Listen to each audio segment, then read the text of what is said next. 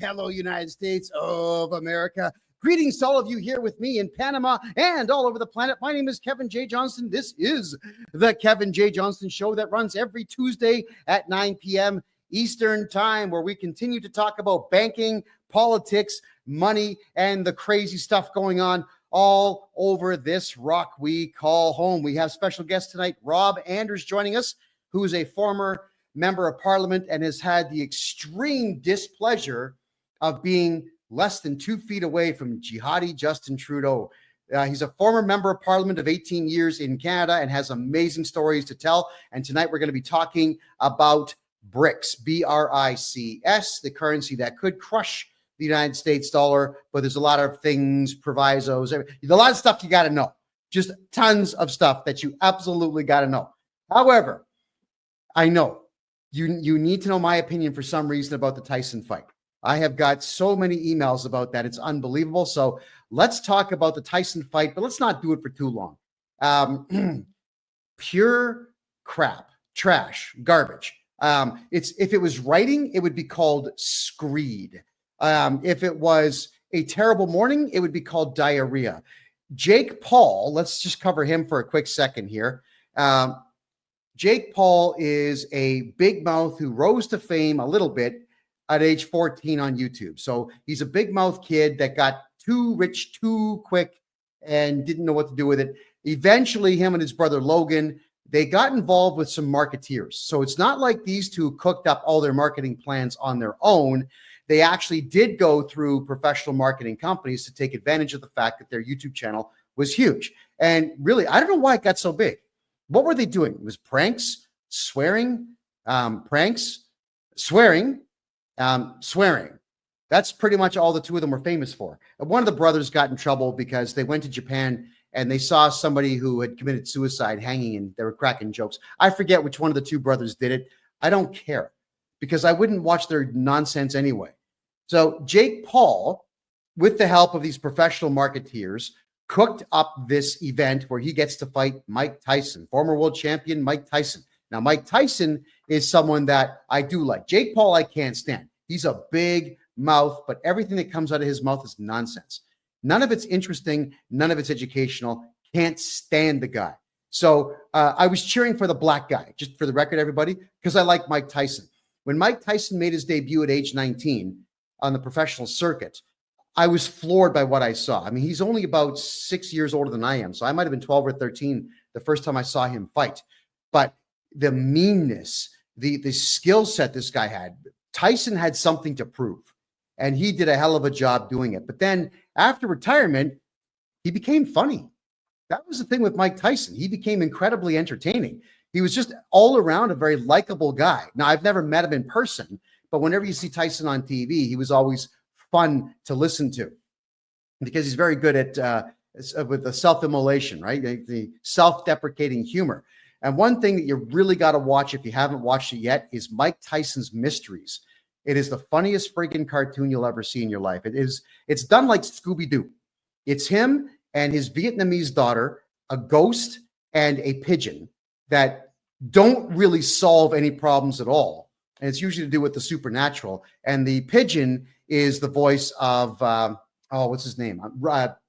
Norm Macdonald. Thank you, Norm Macdonald. The show is an absolute riot. And in the show, Tyson makes himself look stupid because it's funny. Now, there's an episode where he keeps running over astronauts and he's driving along in his van, which looks like the Mystery Machine. And he hits something. He'll, oh, man, I killed another astronaut. And he'll call the insurance company, telling the insurance company he killed an astronaut. And the insurance company tells him never to admit it, to say that there was an astronaut who was killed, but never to say that you killed him. You guys, you got to watch it. It was written partially by Tyson, but the way that it works when with the professional writers were scripting everything, what they would do is they would let Mike Tyson, they'd have him read the script they wrote, and then they would give him the microphone and say, here, you do it. And the stuff that would come out of his mouth was funnier than the script. What I'm getting at is, in general, between Mike Tyson and Jake Paul, I prefer the human being Mike Tyson. But I did manage to get my hands on a copy of the contract about 10 minutes before the fight. I couldn't believe what I was reading. So if Mike Tyson were to knock Jake Paul out, which he was fully capable of doing, I might add, in the first 2 rounds, he wouldn't get paid. Yeah, it was something like $10,000.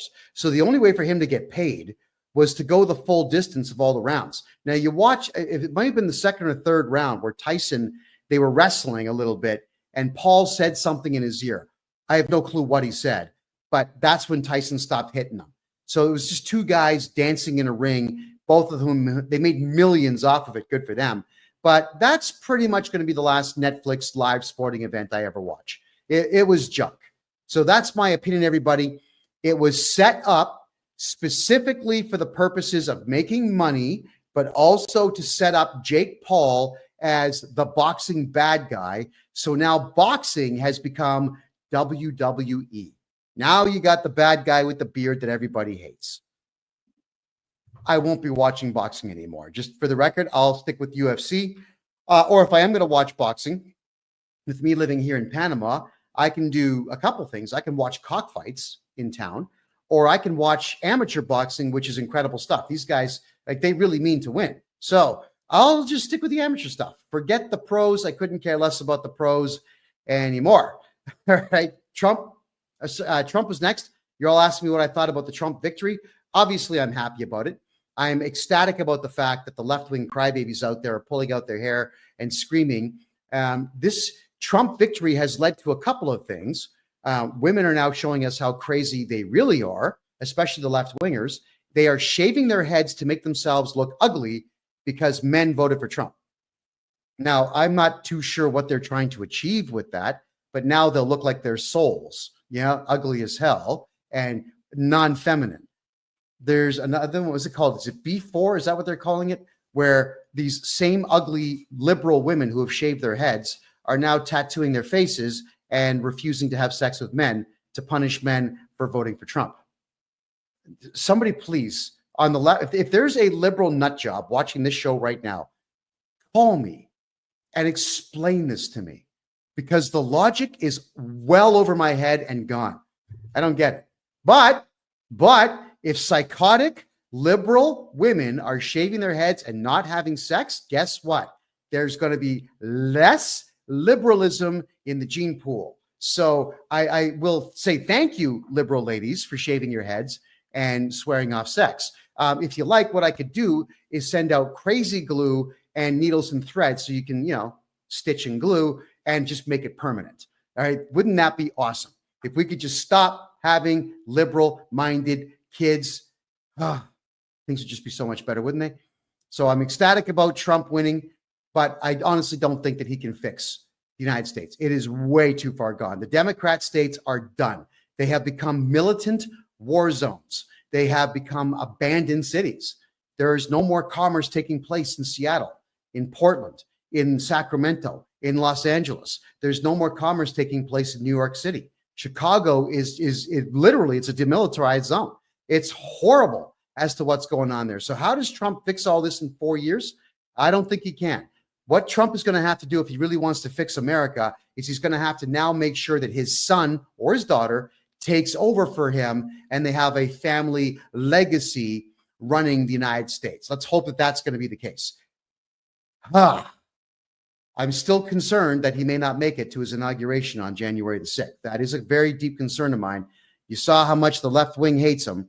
Yeah, we've had attempts on his life and they failed, but it doesn't mean that they're not going to keep trying. To which, of course, I hope the Secret Service actually do their job and protect him. And I certainly hope that Trump is putting a good $500 million into bodyguards for himself this time, because he's really going to need them.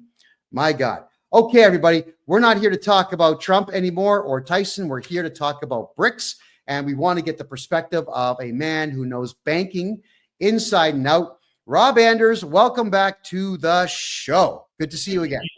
Good to be here. All right. So for those who don't know who you are, go ahead, brag about who you are and what you've done. Oh, well, I sat in the House of Commons for about 18 and a half years for Calgary West. Started off as a Reform MP, then Canadian Alliance, and then finally Conservative Party. And I've probably done politics for easily 10,000 hours, so I've done a fair chunk of that. Just came back from a campaign in Saskatchewan where I think we pushed the government in the right direction to protect women in terms of their change rooms and bathrooms, to not have men use them, etc. and to deliver some tax cuts and stuff. So that was good. I guess tonight's topic is the Brazil, Russia, India, China, South Africa, kind of challenge to the U.S. dollar. So what I'm going to say is I don't think it's going to work, and I'll talk about why that is and what's the point behind it. So you've obviously got Russia and China who don't like the idea that the United States is the superpower to contend with. And with Russia up to its shenanigans in Ukraine, losing, 1,000, 2,000 guys a day, whatever, they don't like the economic freeze that's been put on them by Europe and the United States and what have you. So they're trying to find their way out from under that. And they're trying to get other nations to go around the U.S. dollar. So, I'm going to give a bit of history here because I think it helps explain things. Please. So Please. from 1945 until, let's say, 1960, the United States used to have about 20,000 tons of gold. Okay. So the deal after the Second World War basically was that the United States would be the world reserve currency, but they would do what Great Britain had done a century previous, which was to guarantee, kind of free trade and an end to piracy on the open seas. All right, fair enough. They were the only only country that could do it, and they had the capacity to do it. Well, now the United States has 8,000 tons of gold, which is still the largest of any country in the world, but it's 40% of what it used to be. And they're looking at debts now that are in the tune of, tens of trillions of dollars. If you look at just the federal, it's like, 20 plus. If you take all the debts combined type of thing between various levels of government, et cetera, it's 30 trillion plus. So it's a lot of public debt and private debt too. But anyhow, it's there's issues there. So the way a friend of mine who's a energy trader for Royal Dutch Shell, he said the U.S. dollar is the cleanest shirt in the basket, right? So if you compare it to the euro, or you compare it to this BRICS scenario that Russia and China are trying to set up, it's the cleanest shirt in the basket. It's not perfect. It's not what it was in the 1960s, but it's still better than the other games in town, as it were. So, all right. The Chinese used to have about 3,000 tons of gold. They're now down around just over 2,000. The Russians claim to have about 2,000, but just between June and August, they lost another 4 tons. Okay. Wow. So, really? Yeah. Well, if you're spending billions and you're losing 2,000 soldiers a day, and you waged a war that you said was only going to take 3 days to seize Kiev, and it's 3 years in, you're losing money and you're losing bodies. So I wouldn't be surprised if the Russian gold reserves are actually a lot less than that. Let's put it this way: if you're willing to lie about the men you're losing, then you're willing to lie about your gold reserves. In China's case, if you're willing to lie about where the Wuhan virus came from or how it started or whatever, gain of function, et cetera, whatever, and you're willing to lie about 300 million people you just kind of lost in terms of your population data, then you're willing to lie about your gold reserves, right? So now for some of these other guys, India, for example, India, I sense, is actually trying to increase its gold reserves. Like they went from 841 tons to 854 tons. So they're up 13 tons just in those 2 months. So India, I think, is realizing that there could be some currency issues. And they're looking to back up their currency with larger gold reserves. And I'm not sure if I'm India, I'm not sure I really want to be in a currency scheme with the Russians and the Chinese. The Russians and the Chinese have an uneasy situation because they both, in a sense, hunger over Kamchatka and Trans-Siberia. And then with the Indians, they have open conflicts with the Chinese over some of the various peaks they have between them in the Himalayas. So I think if I'm India, I may not be crazy about the U.S. dollar. I may think that the U.S. has high debts and less gold than it used to, and I may not buy as many U.S. Treasury bills or whatever. But I don't think I'm going to say, yeah, I'm all the way in with Russia and China on this. And then you've got this other scenario with, for example, Brazil.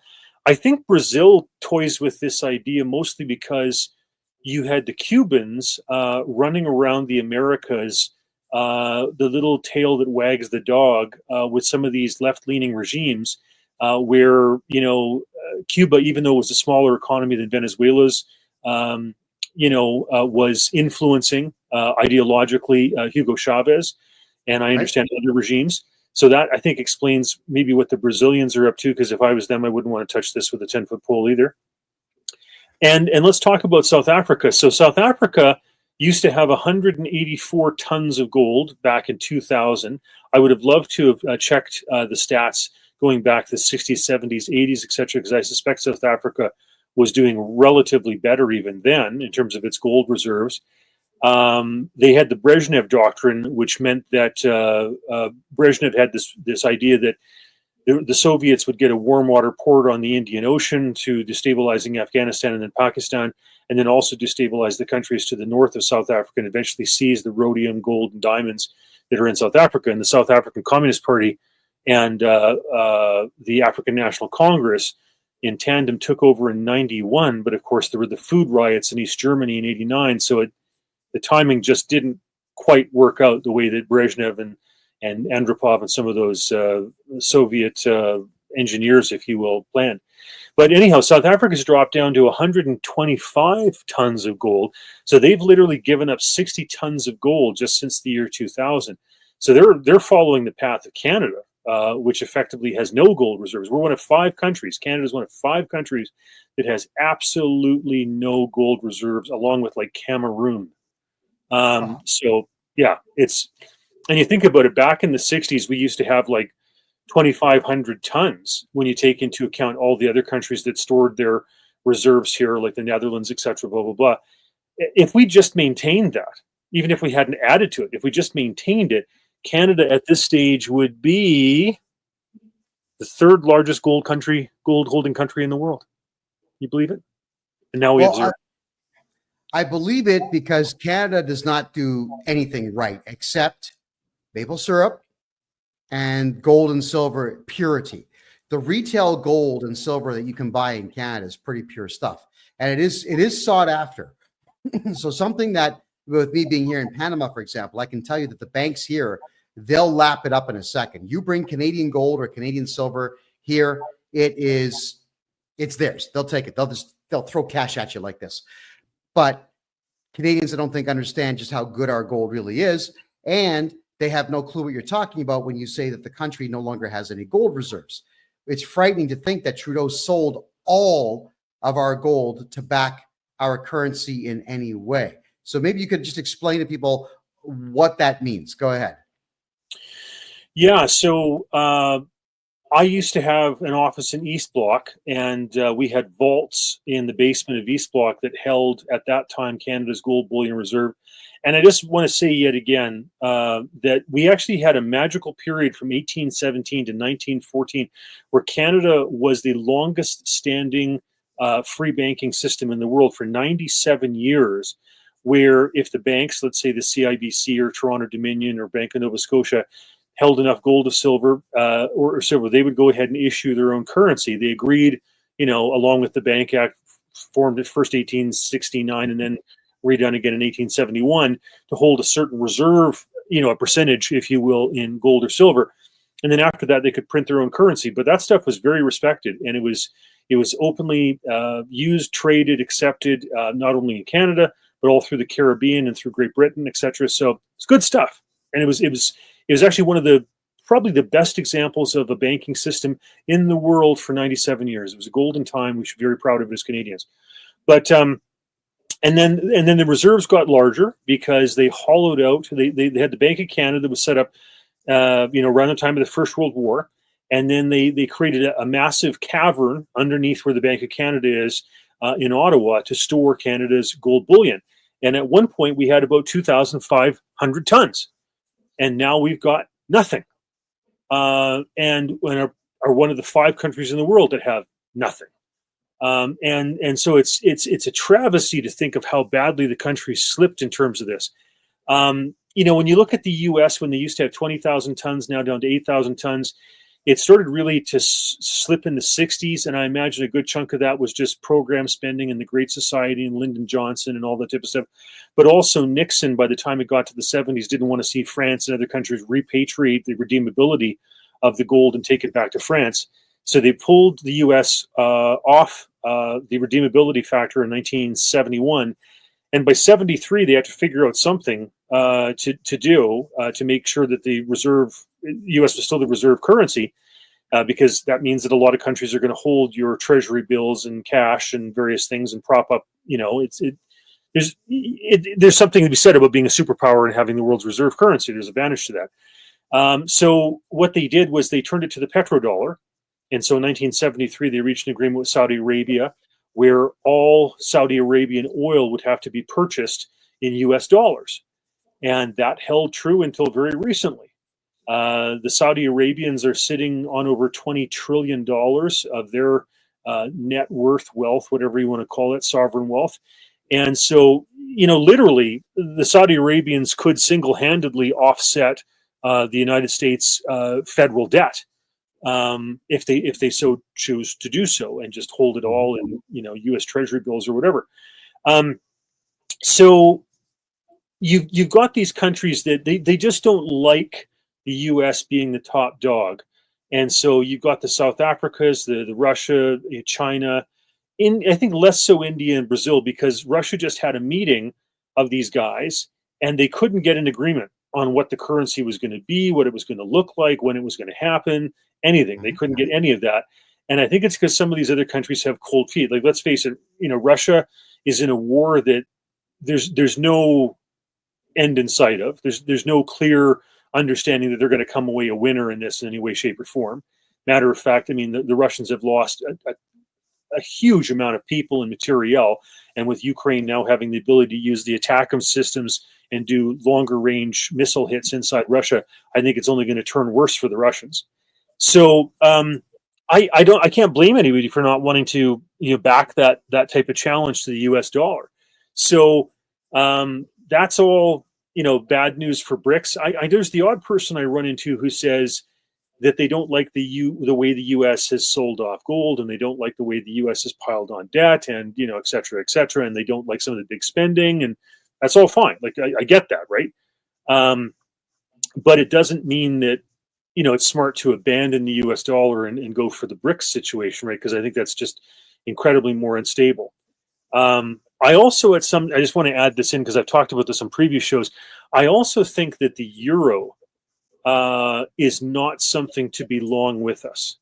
I think Margaret Thatcher was right back in the 1980s when she said that the European Common Market made sense to her because the Czechs could sell their crystal more cheaply without tariffs put on it by other countries, as the Germans could sell their manufactured goods or steel, as the British could sell their cod, etc. And so it increased the purchasing power of people in the respective countries in the European Union and globally to purchase European goods. That makes sense.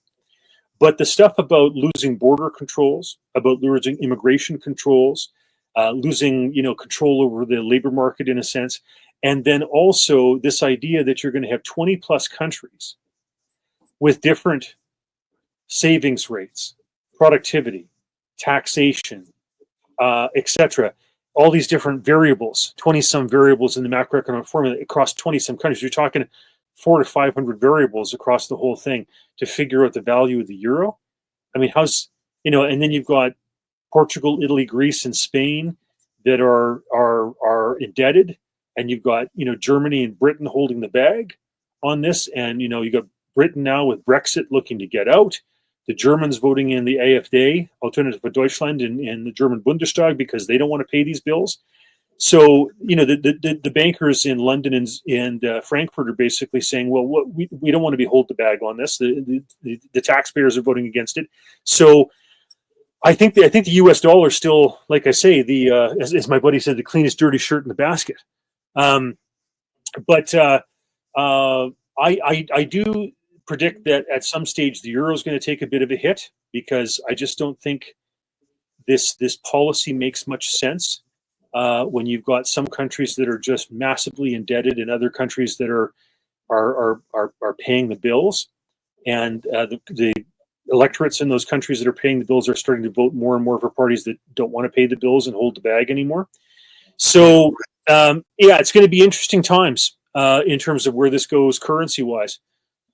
Canada, the only thing we really got going for us is that we do about 60% of our trade. When Mulroney did the free trade agreement, it was about 80% of our trade was with the United States.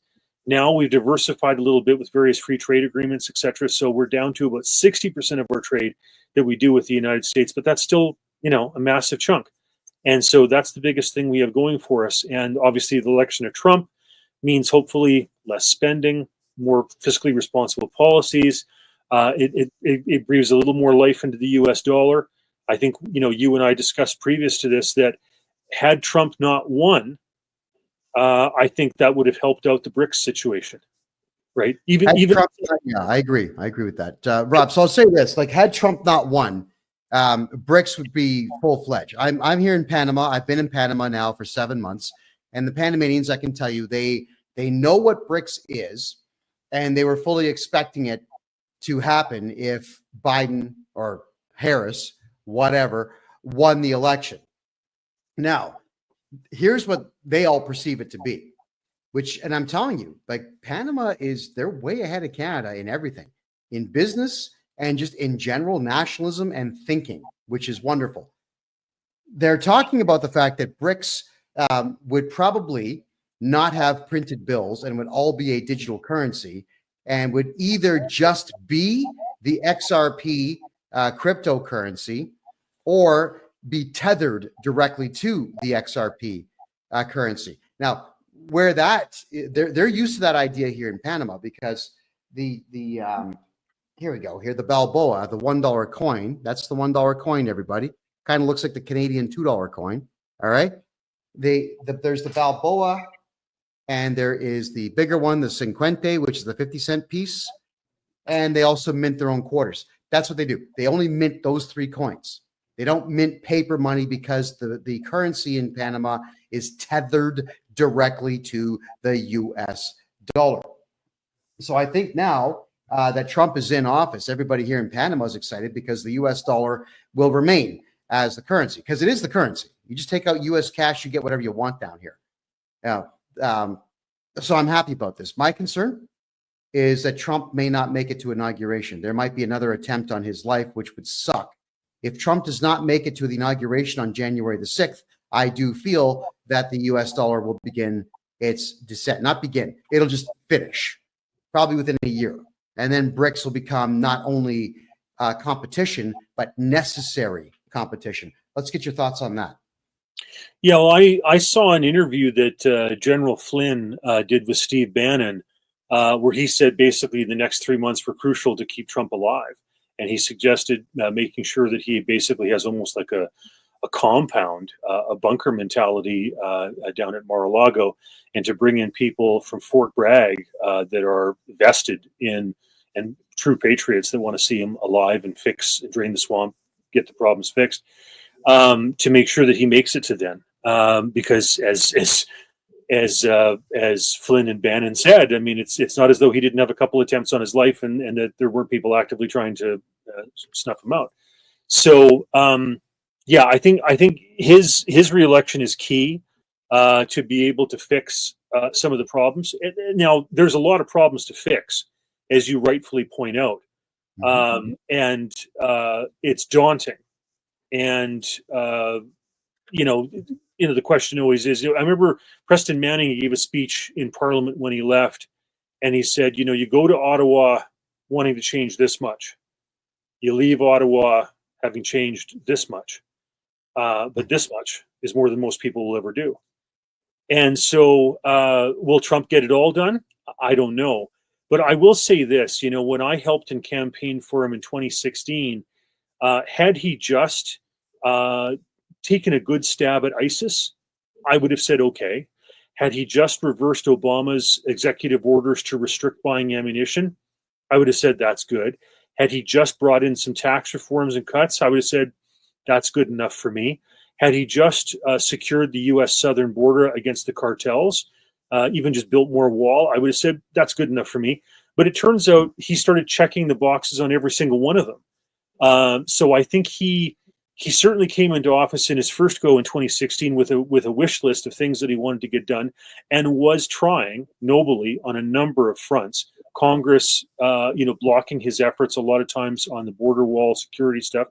But I think now he comes in far more understanding of the swamp and what he's up against, and much more suspicious of subversives inside the FBI and other security apparatuses and whatever. So I think he comes in even with a greater sense of purpose now, and especially after his life being saved by just millimeters, in Pennsylvania. I think he comes in with a renewed focus, and Bannon too, having gone to jail. I mean, I remember when he came out talking, directly down the camera lens to Pelosi and others, saying, like, you've done your worst. You stuck me in jail. You treated me like garbage. Now it's my time, and now the hunted will become the hunters. So I hope they are able to fix a lot of it, and I don't know how far they're going to go and how much they're going to get done, but I wish them the best. Absolutely. Now we got to cover the Canadian election coming up, the federal election coming up in November of next year. First off, I got to remind Canadians this, and for those who are watching on Kick and on TikTok who cannot see my guest, my special guest tonight is Rob Anders. He is a former member of Parliament in Canada. He was so for 18 years, and he is a banking expert. He's also a very good historian when it comes to banking and currency.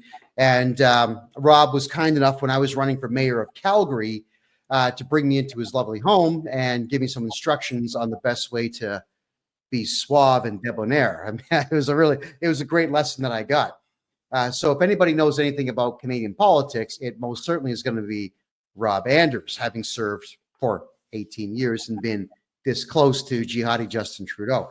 So Canadians now, with this BRICS thing, they don't understand it. They really don't. Canadians do not understand economics in any particular way.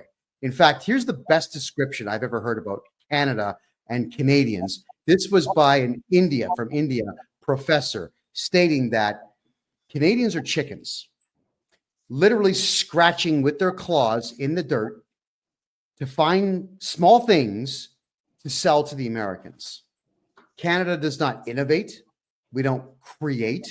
We don't bring the best minds in. And whenever we do produce something, we don't sell it to the world. We just pray to God that America buys it, and then pray to any other gods in the universe that the Americans pay the bill, which doesn't always happen.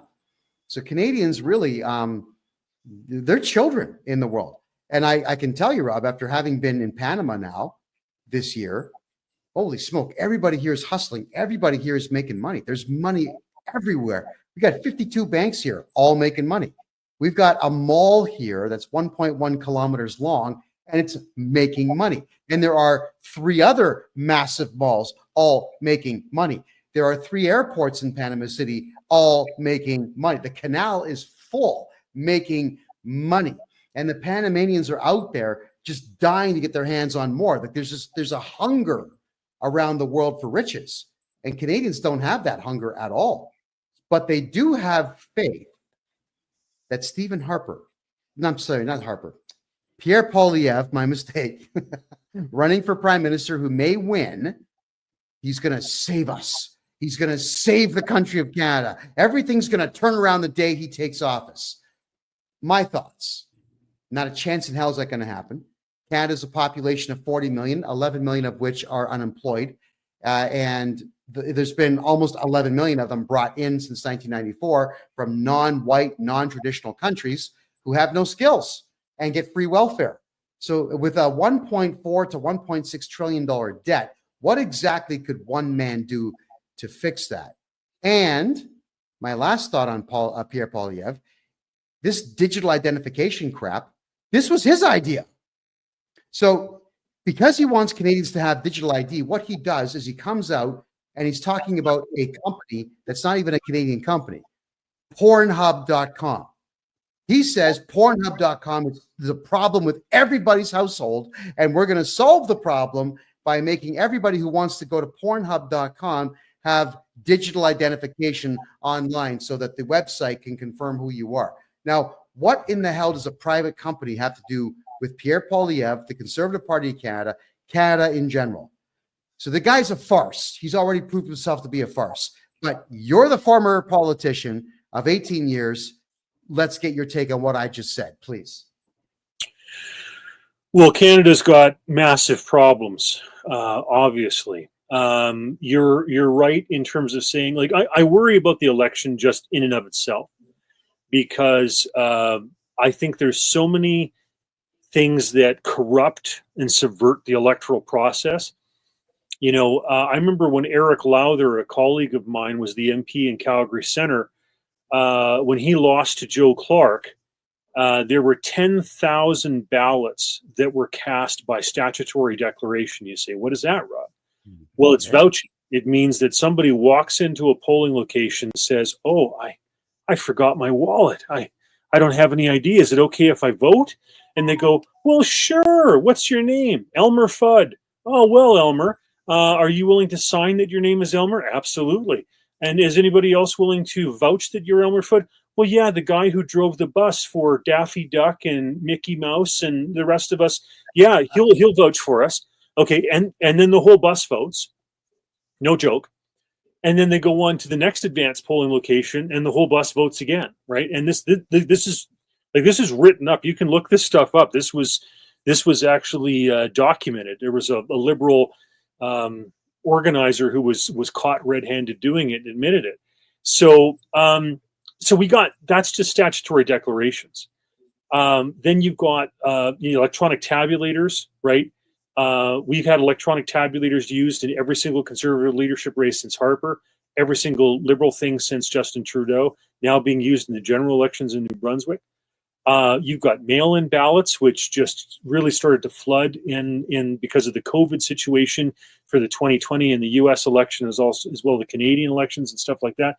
And you've also got tons of advanced polling situations where you break the chain of custody, and you don't have a clear track, of where the ballots are going or who's holding them and what the story is. So I think we have to move as much as possible back to the old style of voting, where you go in on the day of, you cast the ballot, it gets counted that same day. None of this BS about it's going to, come in if it's post dated, before a certain date, etc. Why would you want to have that many tens of thousands or God knows how many ballots floating around, without being counted and spoken for by election? It's ridiculous. Look at how long it took BC to figure out what was going on there. So no, okay, that's one thing, just the election itself, the mechanism alone, and that needs to be fixed not just federally but also provincially here in Alberta and BC and across the country. Okay, mass immigration. Let's face it. I remember giving a speech in Montreal after I first became a Reform member of Parliament, and there were a lot of young new immigrants in the audience. I was speaking at McGill University, and one of the things I said was that, when you're looking to get into Canada to get a citizenship, and it could be the United States, it could be any number of these, more developed, economic systems. People want to get in, okay, but once you're in, once you're accepted, now you're part of the family. Now you have to start thinking about, who do we want to have as part of this? I mean, do you want lots of people with no or zero skill sets coming in? Do you want people that have, lots of, disease or medical conditions or whatever, they're going to cost your healthcare system a tremendous amount of money? Do you want a bunch of retirees that are going to go ahead and strip your pensions out, et cetera, without having contributed for a lifelong, work, contributing? There's all these factors, right? And if you allow that system to be abused, I remember Howard Phillips with the U.S. Taxpayers Party one time down at the Council for National Policy in Washington made a great point, and he said this: if you attract immigrants based on their opportunity to make a living and to do well for themselves, etc., and to have lower taxes and to produce, that's one thing. That's kind of been more of the American model. Mm-hmm. If, on the other hand, you say, oh, we're a welfare state, cradle to grave, social programs, come here and you're going to get free health care and you're going to get a roof over your head and you're going to get university education subsidized by everybody else, and well, then you're attracting a different type of person. Then you're basically saying, come here and look at all these goodies that the long, old stock Canadians are going to pay for and subsidize, right? And that's a whole different situation, and you're going to attract different people, and the costs are going to be much higher. So that's a problem that needs to be dealt with, and that's something that I applaud Maxime Bernier for having touched on some of these issues, because it does need to be addressed, and we'll see where Pierre goes with it. I hope he has courage on these issues. The debt. I remember when I first got elected in the 1990s, the debt was around $600 billion. I remember thinking to myself, I wonder if in my time as a parliamentarian or in my lifetime, whether or not we'll cross $1 trillion. Well, Justin Trudeau just added $1 trillion all by himself. And certainly his old man, Pierre, was bueno bad, in terms of racking up the debt. So between the two Trudeaus, I'm not sure we'd have much of a debt. I mean, those two cats, between the two of them, have added, I think probably 70% of the debt is between the two Trudeaus, really. I mean, it's disgusting. So that's a tough one, right? Because... Yeah, and you know what, Rob? I don't mean to cut you off there, but when there was surveys that were done about who voted for Trudeau and why, and it was incredible how many women said, I voted for him because he's good looking or he has nice hair. It's not like they looked at any of the policies he was bringing forward. And he admitted before he even got elected that his plan was to turn Canada into a woke. He called it a paradise. I call it hell on earth. And I think all of you are finally catching on to that. So we do have a problem where we're just not, people in general are not paying attention. Now that's the United States as well, is too many Americans and too many Canadians and too many Brits are so eager to jump on board with the left-wing bandwagon. Now that's starting to taper off a little bit, but for the last 8 to 10 years, we've had the left wing thinking communistic, just like Kamala Harris, just like Joe Biden, just like Barack Obama, just like Justin Trudeau and Chrystia Freeland.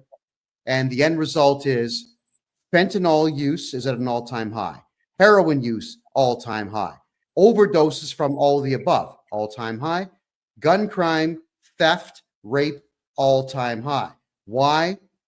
Lack of economy, no jobs whatsoever for locals. We have complete discrimination against white people. You can't get a job if you're white. I went through that for 20 years in Canada. And then this unfettered immigration thing, where we're putting immigrants, illegal aliens who are excessively violent and completely uneducated, that have no purpose on this planet, are staying in luxury hotels. And white Americans and white Canadians and white Brits are paying for them to do this. So now what? Is there actually a solution aside from mass deportation? Is there a solution to any of this that you can see? Please go ahead.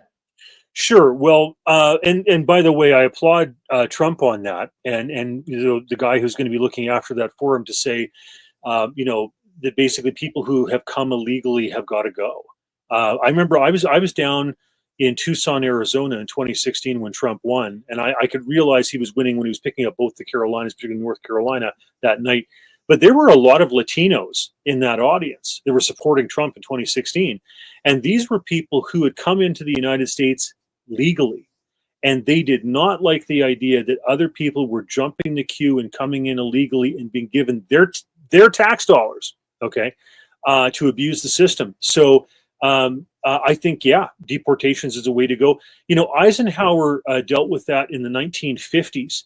What they dealt with is they had a lot of people coming into the United States for economic opportunity, which of course has been the case for a long time.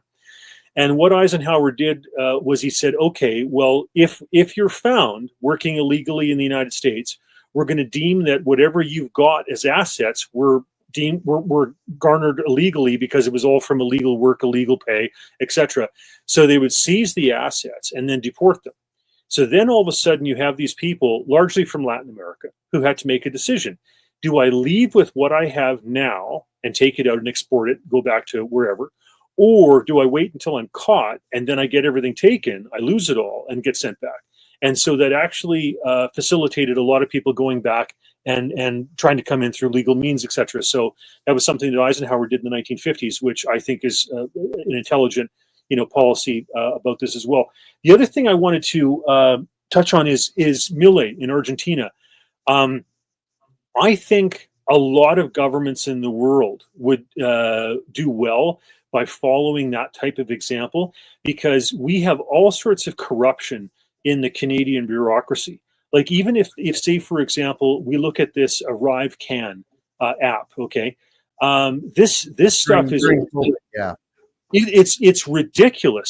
Like, it was hundreds of times over budget, right? That doesn't happen by accident. You've got people who are obviously corrupt bureaucrats inside the system who are allowing this to go on. I mean, I've come across some stuff in the last little bit where this new iteration of it is going to allow drug cartels to figure out who's going across the border and when, where, what they're going to be traveling in. And so these people will be made to be unwitting mules for drug trafficking, right? And the thing is, there were actually systems in place by private sector companies years before this, but the government said they didn't want to pick winners and go ahead and test these things, even though U.S. Homeland Security and various other entities said that this stuff had tremendous merit. It was going to use a spectrometer to measure parts per trillion on sea cans coming into Canada's ports. Right now, we only test about 5%. This was going to test about 95% of the cargo that comes in, and it would have been able to test for drugs, it would have been able to test for explosives, and it would have been able to test for human cargo. So we could have curtailed a huge amount of this. But right. China took an interest in it because that would mean less human smuggling and less fentanyl and less opium coming in. And so they pretended as though they were interested in buying this company, got all their prospectus, figured it out, and then used the Canada Revenue Agency to shut down this enterprise, which could have done all these things years ago, and it would have been financed privately and all that. It's just like the corruption. So anyhow, Milei is right. As soon as you start stripping back some of these departments, you find a lot of this stuff is done to cover payola and kickback and bribery and feather bedding and all this type of stuff. So the more you shrink the size of government, the easier it is to find the corruption and the waste and what goes on to inflate people's bank accounts, right? Etc. Yeah, well, look at what Milei did when he became the leader of Argentina. He goes on stage and he's yelling at, I guess, the state broadcaster, telling the state broadcaster that all you left-wing people are shit. He kept saying it. That's the exact word he was using. And that he was going to stop it dead. And within a week, he'd fired 20,000 politicians and 20,000 people working for the government. And thank God for that. All of a sudden, Argentina is making money. Elon Musk takes over Twitter, rebrands it X. He fires between 15 and 20,000 people there. And he says, it's amazing. I'm down to less than 280 people working for the company. And when you don't have left-wing crybabies censoring everything, you just don't need these people around.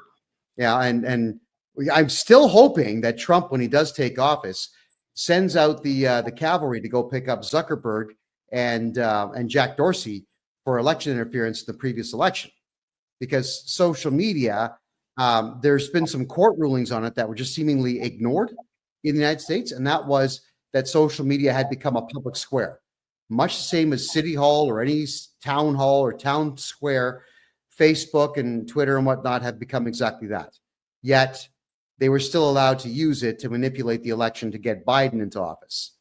So here's hoping that that's what they do. And for our American friends who are watching this, who maybe don't know who we are, my name is Kevin J. Johnston. I have the biggest mouth in Canada. The Canadian government does not like the fact that I podcast and tell the truth about the way my country works. I'm the one that exposed Justin Trudeau's man-on-man orgy, and the RCMP, the Royal Canadian Mounted Police, broke my ribs for doing so. I've also spent 7 months of my life in prison in Canada for telling the truth about how Canada functions. That's it. And every single criminal charge that they laid on me, which was 75 of them, they dropped. 22 arrests, 7 months in solitary confinement, 75 charges, all dropped. And Rob, you were also a victim of the Royal Canadian Mounted Police. All those books behind you on the shelf were thrown on the ground because they were looking for nothing, right? Yeah, I have a few thousand books in my house. And literally, when the CRA agents came, there were 22 of them. They came into my house, and I'm not joking, every single book they turned upside down, flipped the pages. I don't know, were they thinking they were going to find gold ingots or something? Like, it was ridiculous. They laid 7 charges against me, everything thrown out of court, everything stayed. It's cost hundreds of thousands of dollars, and they've got more money than they could have ever, dreamt of wanting to get out of me. And I have to take them to tax court now to get some of it back. And we're doing access to information requests so that they have to show the political linkages in Ottawa, because the person who did the first audit said to his masters in Ottawa there was nothing criminal, and yet they still carried on with it. It's now 10 years in. And so we're looking to find those linkages. They don't want to do that, though. My case, the tax court was supposed to be decided this month. They're pressing it into next year because they don't want to release the access to information stuff showing the collusion from Ottawa.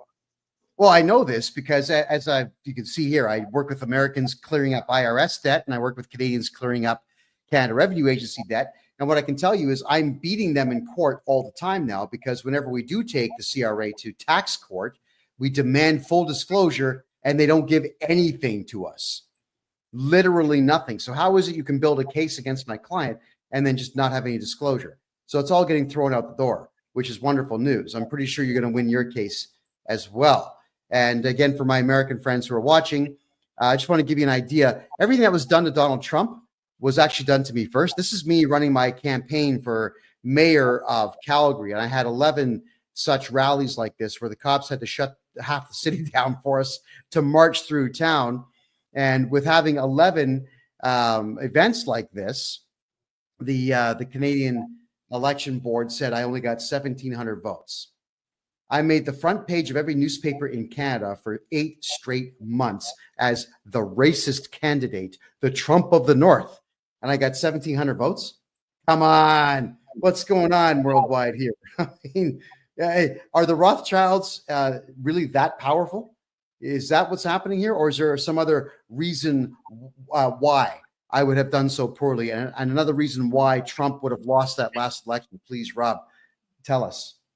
Well, there's our election systems have been seriously subverted. And I think that COVID was part of that whole thing to inject a bunch of mail-in ballots.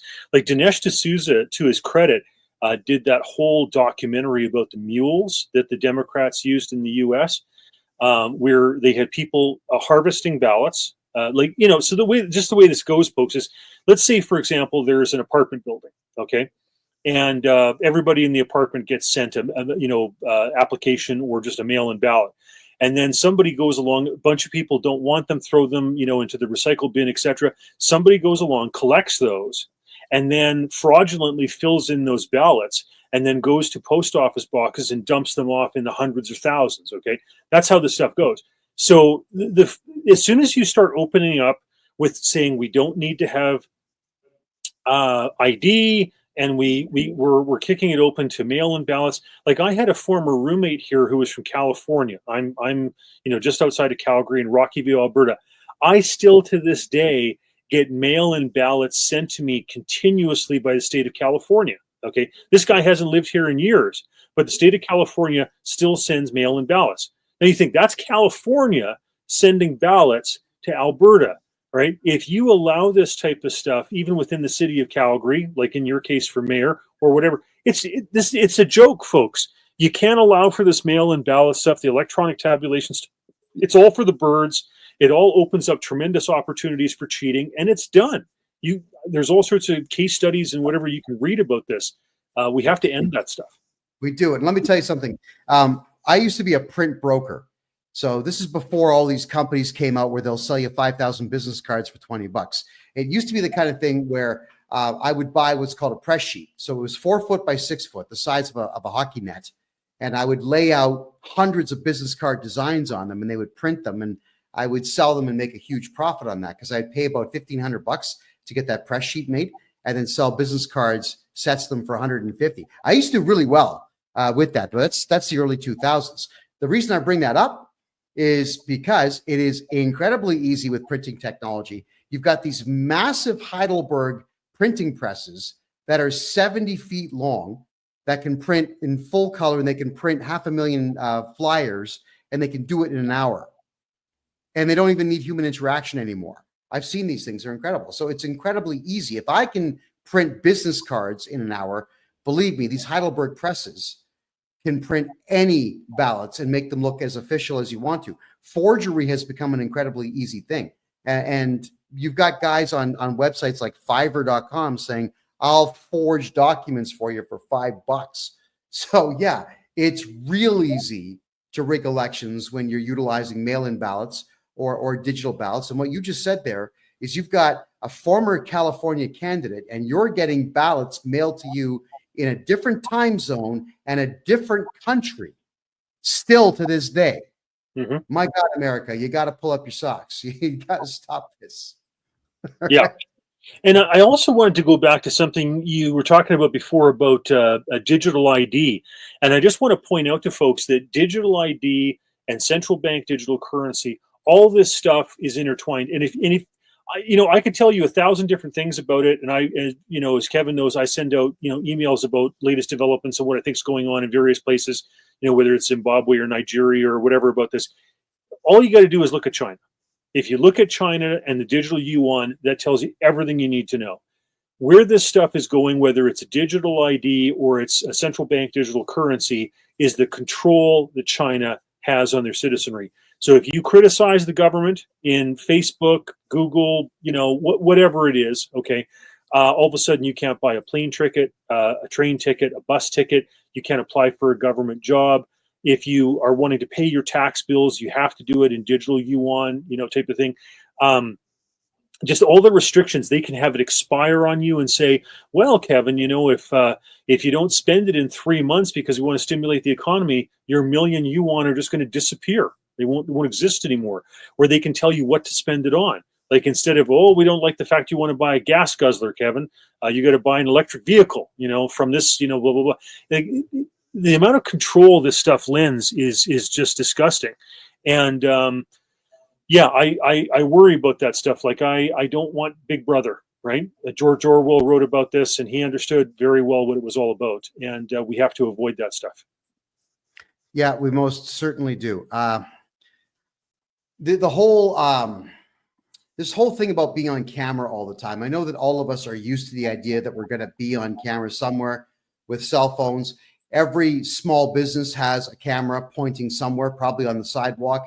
Most homes now have cameras pointing outward. So if you're going to commit a crime, you got to do crazy things now. And don't commit crimes. I'm not encouraging. I'm just saying you'd have to leave the area that you're in, change your clothes, come back in, commit the crime, walk back out, change your clothes, and then walk so that someone's camera sees your alibi.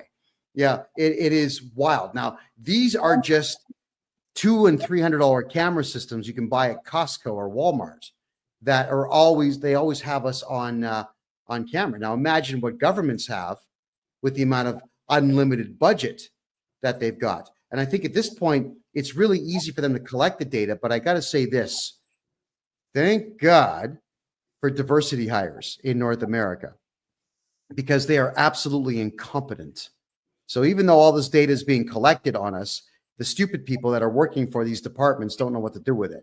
And a prime example that I can give you, the Canada Revenue Agency, as you pointed out, there are more people working for the Canada Revenue Agency than the Canadian military right now, but 30,000 of them are diversity hires from god-awful countries, and they've got incredibly low intelligence quotients. So the government is, by way of these left-wing policies, weakening themselves to the point where they really can't enforce much. So now you, as the 18-year career politician, how do we get ourselves away from this matrix? There's all these cameras, these digital IDs. Let's hear it. Well, one of the things is when you can use cash, right? Because it keeps it alive. Because otherwise, if banks think, well, 99% of people and 99% of transactions use some form of digital, whether it's a credit card or it's a debit card or whatever, get out of that habit. Go back to cash, because that's the way you're going to keep it, And in terms of, there was a great scene out of Yes Minister, which was Margaret Thatcher's favorite show. And they talked about creating this big database, and this was back in probably the 80s, that this was early 80s, I'm thinking the show was on. And it was talking about this big database, this big brother they wanted to create type of thing for tracking everybody so that, things, didn't, they wanted to try to streamline, as it were, and not have people double bill systems and all that type of stuff. But so people say security, right? Security. Oh, we need security. But if you go too far with that, then it means the government tracks everything, right? Like if you have a central bank digital currency, people don't understand. I don't think, like, that means there's no cash anymore. There's no loose change. Any condom that people want to buy, any birth control test that people want to buy, any pornography, any drugs, any whatever. Now, I'm not much of a a connoisseur of any of these various things, but I just want to say that people have to understand that when you go to a central bank digital currency, you lose all manner of privacy, right? So right now, for example, if I was to go to buy gasoline using my bank card with an Alberta regulated financial institution, okay, that institution knows if I'm buying a burger at Wendy's, or knows if I'm buying gasoline or a book, at Valley Village or whatever. But if all of a sudden it's a central bank digital thing, first off, they don't really need retail banks anymore. Okay. And that's what Gazbank in the Soviet Union was. They nationalized the banks in 1917 under Lenin, got rid of them. The government was now in charge of credit. And think how disastrous that is. Okay. But then they're the ones who track everything. So they have now this digital ability that Lenin didn't have in 1917. And so every single thing that you do now, if Mr. Trudeau or any of his minions decide that they don't like how much ammunition you're buying, or how much gasoline you're buying, or how much gasoline your truck burns, or whatever it is, or how far you're traveling, in a given day because you're not living up to their 15-minute city ideal or whatever. Okay, all of a sudden you can't get gasoline, you can't get ammunition, you can't do this, you can't do this. It's a very powerful mechanism, and we shouldn't give them this much power. You don't want that. That's, just look at what China is today. You've got people in China that will spend millions of dollars on a home in Vancouver that they don't even live in, that sprouts weeds, because they would rather have the money in that than in a bank or a digital yuan or whatever in China. And banks are crashing in China right now. They're having some economic difficulties. Okay. And they'd rather have it in Vancouver sprouting weeds than they would having it in China, where the government can control it, expire it, and seize it, tax it. Like, in my case, for example, or in your case, Kevin, if the government says, we think you owe this amount of money. Now, I've had 7 of those charges thrown out, and I'm challenging them in tax court. But if you have a central bank digital currency, they just take it right out of whatever they want to. There's no check. There's no ability to argue against them. They just seize it, right? And they have the power to do so. So no, it's a terrible situation. You don't want to go down that road. Well, the other thing is you have to pay attention to what the major manufacturers are doing in North America, everybody. And that was Ford had stated that they were willing, they didn't say they would, but willing to participate in an experiment in Western Canada with their Ford trucks. And that is, if you were speeding, the Ford truck would report to the Royal Canadian Mounted Police that you're speeding, and the Royal Canadian Mounted Police would send you a ticket in the mail. That is absolutely terrifying. So you really now got to start paying attention to the end user agreement of every single thing that you purchase. Now, solution, buy cars out of the 90s, the 80s, the 70s, the 60s. Buy cars, go to Mexico and buy, they still make Volkswagen Beetles, the old ones. Buy some of those and bring them to Canada. You can't have GPS units. You can't even have computers in your cars anymore. It's frightening to think of what all that is. Maybe for summertime, get yourself an old Suzuki motorcycle, like, the A150s they used to have, or the 250s, because they don't have anything on them except for a battery and a light and an engine. You cannot have computers tracking you any longer. Or you could leave Canada, United States, United Kingdom, France. You can come to places like South Mexico, Belize, Panama, Argentina. because they simply don't have the infrastructure to put all those cameras in. And I'll tell you this, the Panamanians would never put up with it. The Panamanians would shut the country down with protests for weeks until they rip all those cameras down. So different cultures do things differently. And I do appreciate the fact that Panamanians will stand up for what their rights are. Oh, for sure. And I think I've mentioned this before, but I just want to reiterate this. I sat in a transportation committee when I was early on in my parliamentary career, and Reg Alcock was the chair of that back when he was the member for Liberal member in Winnipeg. And he was very excited about intelligent transportation systems. And so we got death by PowerPoint, as the military would call it, where we just got all this stuff about, lights and measuring traffic at lights and, rush hour and, greens and reds and yellows, and how it was going to streamline traffic flow and control traffic and manipulate traffic and all this type of stuff and monitor the cars and, blah, blah. And I thought to myself at the time, I was an MP in my 20s at the time, I thought to myself, well, who the hell wants all these cameras, and what expense is this going to be, and what's the point of this? And now I realize it wasn't just going to do it in macro, okay? This was going to do it in micro, so it could track your individual license plate and your speed and all this type of stuff for the issuing of traffic tickets, et cetera, et cetera. So it wasn't a macro mechanism necessarily to go ahead and make traffic congestion, rush hour more streamlined. It actually would be used to micromanage you and your activities, right? That's evil stuff. Yeah. Yeah, and I guess, by show of hands, who wants somebody who works for the government to know anything about you? And what I would encourage all of you out there to understand is that you have the right to remain silent in Canada and in the United States. And I would like all of you to start exercising that right. Stop talking about your lives. Rob, it's incredible. Somebody passes away in someone's family and people will say, oh, my dad just died on 20 social media platforms. And then they have no idea why the Canada Revenue Agency or the IRS is sending them letters saying, oh, your dad's dead, give us money because we've assessed his taxes. Stop. Talk. And that's just social media without an automatic algorithm saying, send it in. But they're looking around and they'll see these things on their own and they'll penalize you for it. Go ahead, Rob, sir. I have to give the Israelis credit. They told their citizens quite some time ago to avoid the use of Facebook and some of these other social media tracking things because they knew that it would be used by Israel's adversaries with regard to terrorism activities. And I have to, and I remember some of the intelligence communities that were interviewed in the U.S. Congress about how social media has facilitated their search abilities. And they just responded point blank by saying, we couldn't have imagined how easy it was going to be to track people. We used to do, stuff using human intel, et cetera. They said, but now with social media, it's just become exponentially easier to build psychological profiles and figure out what makes people tick. So I give the Israelis credit for warning their citizens about that. Yes. Well, I can tell you, everybody in Canada, because as a big mouth podcaster in Canada, and I can tell you that Canadian culture is wrapped around not liking loud things.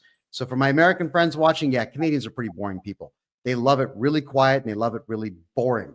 So whenever I was lipping off about anything to do with the Canadian government or lipping off about Biden or Barack Obama and otherwise, yes, Canada's spy agency, CSIS, known as CSIS, they were literally building a psychological profile. I've got it. I have the full disclosure. It's 4 inches thick. I brought it with me, Rob, here to Panama so that I could show the Panamanian government here how crazy Canada is. And the Royal Canadian Mounted Police, they watch this show. They transcribe everything I say. But when I read my own psychological profile, it was listed that they can't figure me out. So maybe let's help the RCMP out here a little bit. Hey, guys, it's not that you can't figure me out because I'm complicated. It's that I just don't care about any of your stupid policies. I don't care about you. I don't care about the government. I don't care about government employees. There you go. Do what you will with that information. What now? I don't care about what you get. I'm thinking of Mel Gibson and his William Wallace character, where he just sounds freedom. Yeah. That's what it's all about, baby. I just want a small, tiny government. I'm kind of a Wyoming Republican. Okay. I just want government small. I don't need a big arena. I don't need massive government infrastructure. I just want a small government so the right hand and the left hand knows what each other is doing, and I know where the problems are, and it's small and intimate. That's all I need. I know there's some people who like big, massive government, but always remember that big, massive government that's cradle to grave can take everything from you too. Wyoming, I think, has it right. Out of all the lower 48 states, it has the lowest combination of value-added tax, sales tax, and income tax. Beautiful. That is fantastic. And yes, I am a victim, like you, of having property stolen by the Canadian government. They took my car. They left me in the middle of the highway, in the middle of nowhere. They took my house and they drained all my bank accounts on me and told me that I should just consider shutting up.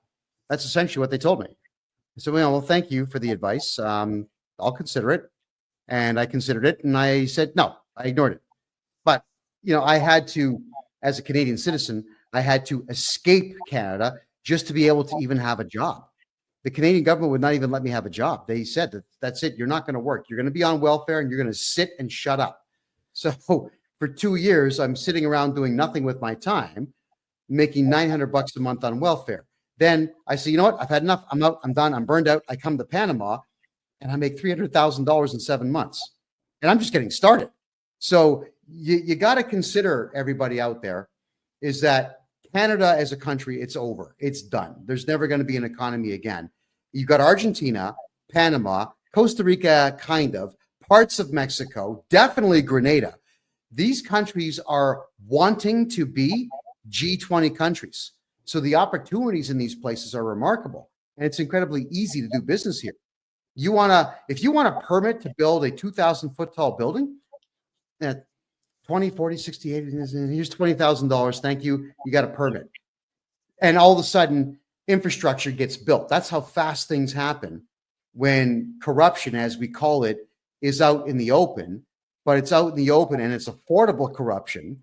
And it's bent around creating jobs for its own people. So funny enough, I like the corruption in Panama because every time a politician gets greased, Panamanians get jobs instantly.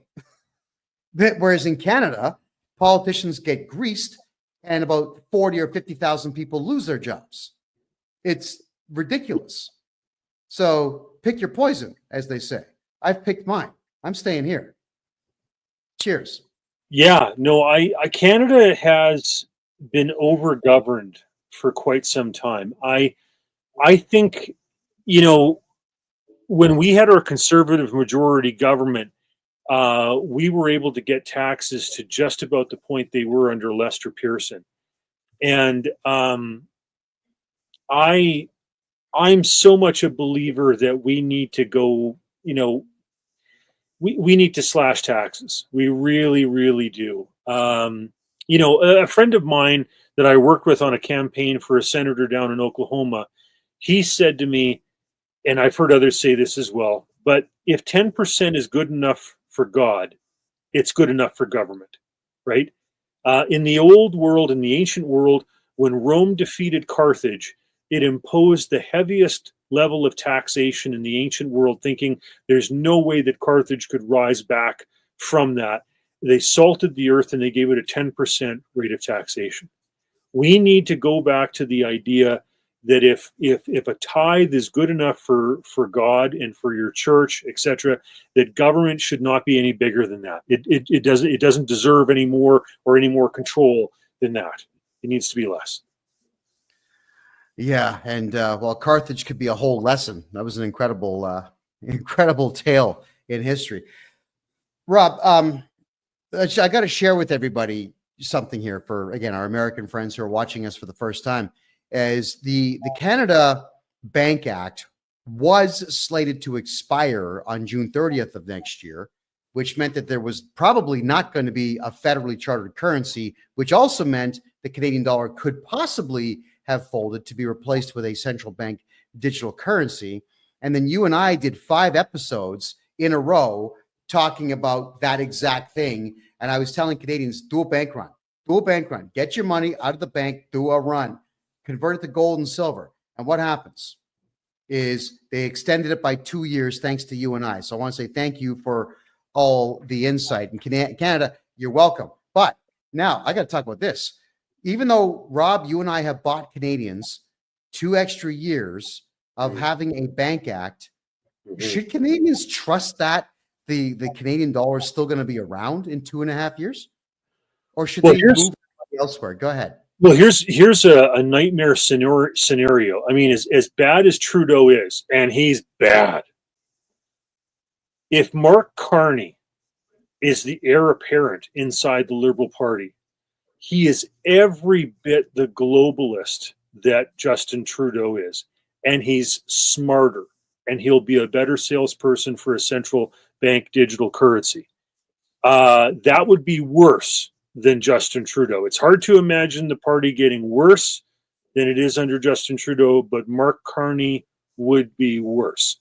He'd have a bit of a honeymoon because he wouldn't have had of all the baggage and legacy that Justin Trudeau has had. So he gets that dead cat bounce, as they talk about after a convention, after a primary in the US.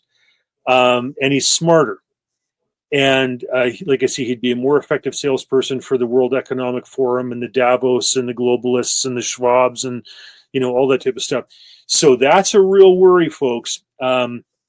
We don't need that. These cats have more power than they need right now, and we don't need to give them any more. And so it's tough, but I guess we want to see Trudeau in there until he rides that Liberal ship right into the ground and puts them below the NDP or the Bloc or whatever in terms of seats in the next election. But Carney, I think, has the potential to be even worse than Trudeau. So we have to be very mindful of that. He's insane. I've listened to him talk. He's out of his mind. But he's, like you said, he is intelligent and out of his mind. When you got somebody who has intelligence and is a left-wing nutcase, wow, look out, Canada. So if he gets in, I would strongly recommend you all get out, because there's still, in my view, in Canada, there's still a chance that they're going to pull some new COVID variant on Canadians in October of next year. That would allow them to cancel the federal election in November of next year. I have no doubt in my mind that they do not want Pierre Poilievre to become prime minister so that he can pretend to be conservative and pretend to work with Trump. I think they're going to do their very best to stop the election. Now, again, you've served in politics, in Parliament for 18 years. Let's get your thoughts on that. Yeah, well, I think that part of the thing that happened during COVID was it was a justification to be able to send out and distribute tons of mail-in ballots, which subverts the election process. And I think that is, case in point, exactly what they would do with some other variant to be able to justify sending out tens or hundreds of thousands or millions of mail-in ballots to be able to stuff the ballot boxes. So yeah, that's a real problem. Like we really do need to curtail the subversion and the undermining of the electoral process. We have to go back to something that's simple. I'm not saying that it's impossible to cheat paper ballots. When Richard Nixon was watching the results come in 1960 from his headquarters, he saw that nothing was being posted in the city of Chicago, huge city. And he asked his people, he said, why aren't we seeing any postings in Chicago? And they said, well, Daley, the mayor of Chicago, is waiting to see the rest of the ballots coming in from the rest of the state of Illinois. And then he knows how many he has to cheat by to deliver Illinois and its electoral college votes to Kennedy. And that's exactly what happened, and Kennedy won. But Nixon knew not to challenge it because he knew that Daley would lie through his teeth and would admit that he cheated the election and what happened in Illinois. So paper ballots can be cheated, folks. That it happened. Okay, that does happen. But if you allow for electronic tabulation and mail-in ballots and vouching or statutory declarations or any of these various things, tons of advanced polling, et cetera, you are just opening it up and not having identification, whatever. you're opening up to cheating on a massive scale. And of course, for the parties that look like they're going to lose, they want that. That's exactly what they want. Well, I recall in history class, they did talk about the cheating that took place in Chicago. Where there was a couple of documentaries we had a chance to watch. This is back when education, it was never good in Canada, but at least we still got one. Yeah, they never were trying to teach us that boys are girls and girls are boys. But you're right. If it happened back then, it could certainly happen now. It'd be easier for it to happen now. But here's another question I've got, because a lot of people ask me my opinion on this, and my opinion has been made very clear. And I've had lawyers complain to judges in Canada about me calling on a foreign government to liberate Canada. And with Trump taking office, I'll do the same thing again. Please, Uncle Trump, please annex Canada and imprison every single liberal nut job in there. Now, the reason I say this is because Americans don't know this, is that radical Islam runs Toronto and all the surrounding cities. We're talking about Scarborough, Vaughan, Mississauga, Brampton, Milton, Oakville, Pickering, Whitby. All those cities are run by radical Islam. Canada is kind of like an aircraft carrier, allowing radical Islamists to arrive in those areas and then just walk across the U.S. border. Now, Trump, is there, as a seasoned politician in Canada, is there any advice that you would give Trump on how to handle radical Islamists being welcomed into Canada by Trudeau and being encouraged to go to the States and commit heinous crimes by Trudeau? What's the advice you would give to Trump to deal with that? Please, let's hear your thoughts. Sure. Well, it reminds me when Ambassador Paul Cellucci, who was appointed by W. Bush, said exactly what you're talking about in terms of an aircraft carrier sitting off the coast type of thing. Because at that time, we had Mujahideen Khalq that was operating out of Montreal, and they had media spokespeople. You know, it was a sophisticated operation. You know, they were sending their operatives across the border into the United States, and one of their guys was caught, you know, going down to try to do damage to LAX, etc. And this was, you know, this is decades ago. And of course, the numbers and the intensity of that stuff have only gotten even more so the case now than they were then. So you have to put pressure on the government in Canada to do the right thing. Like, I think Mr. Trudeau, Justin, qualifies as a traitor. I really believe that. If you buy 8 jabs for every man, woman, and child in Canada, and children don't need jabs, and not that anybody did, but certainly children. When you buy that many, after you already know that China has taken coronavirus from your Winnipeg laboratory and weaponized it and added gain of function to it at the Wuhan laboratories, and bought those weaponized jabs off of China, you know, you might be able to pretend that you're an idiot with regard to what was going on at the Winnipeg lab, but after the CSE and CSIS, RCMP have informed you that that's exactly what went on, and then you buy those jabs off of them, you know, that's traitorous. Like, I can't think of any other way to characterize that. So whether it's, you know, the RCMP that lays charges in that case, or if it's the Americans because, you know, he's violated, you know, any type of arrangement that we've got security wise with them. There's that. Trudeau's riding in Papineau in Montreal has the largest percentage Muslim in all of Canada, and his brother is a convert. That tells you a lot. And you know, Omar Al Gabra, who was his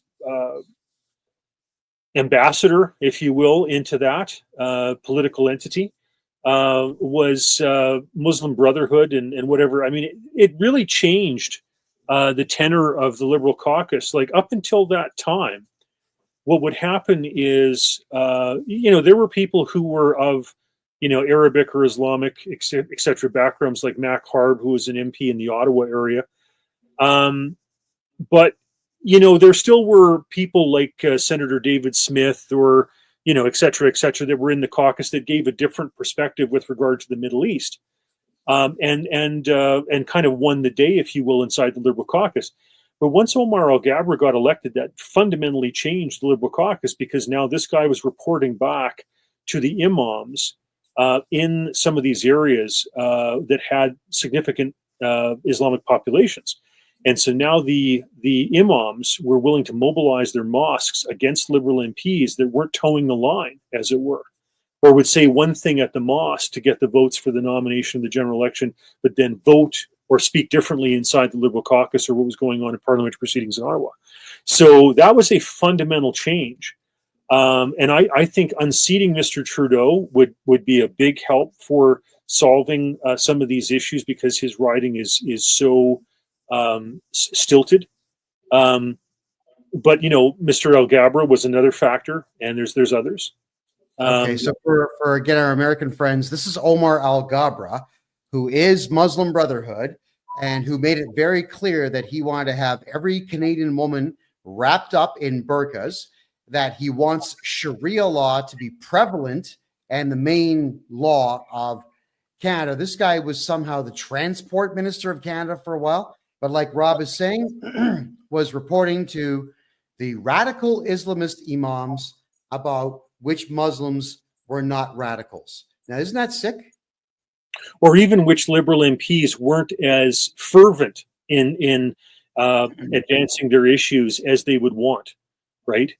And let me point out that in my riding, for example, my former riding at Calgary West, we had a Islamic center that's Saudi Arabian funded with Wahhabi clerics. The Wahhabs are known as kind of one of the more militant branches of Islam. They're the ones who gave the impetus, if you will, with Lawrence of Arabia to remove the House of Saud from the Ottoman Empire and stuff in the First World War. These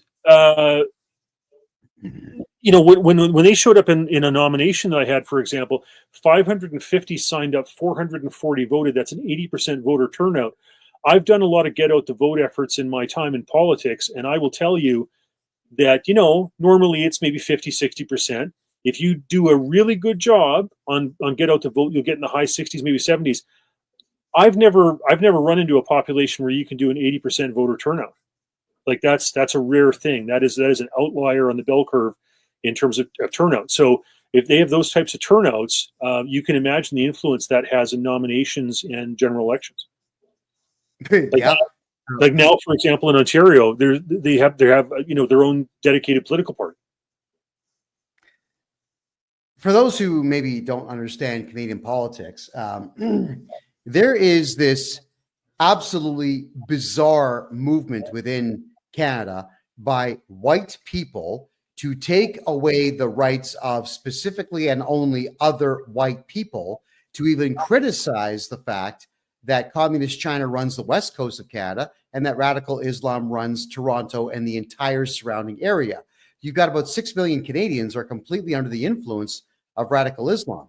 Now, potentially, the next premier of the province of Ontario, which houses the cities of Ottawa and Toronto, Niagara Falls, London, Windsor, Sudbury, North Bay, Thunder Bay, and so on, it's pretty significant. You're talking 14.5 million people will be conceivably next election under the rule of Bonnie Crombie, who is a white woman who professes to be a Polish national, who is completely bought and paid for by radical Islam and is an absolute purveyor of Sharia law. So when she wins, a white woman wins this thing, she will pretty much be the one who's responsible for it becoming legal to marry a 6-year-old girl in Canada. And the part that bothers me the most is that other white people say, oh, Bonnie Crombie, she's a woman. It's time to have women rule everything. She's great because she's a woman.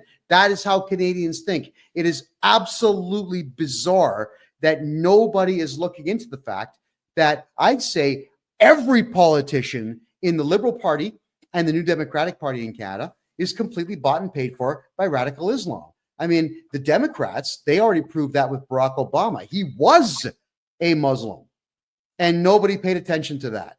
So I'm not saying I hate Muslims. What I'm saying is the ideology on the radical side, which is essentially followed by over 375 million Muslims, is now the dominant force in Canada's biggest city and biggest region.